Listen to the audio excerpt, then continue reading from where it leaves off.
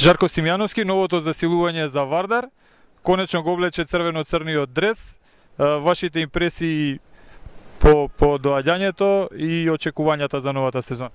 Вардар е нашиот најтрофеен клуб и пред сега очекуваме да го поминеме, да ја поминиме првата фаза со Стеуа.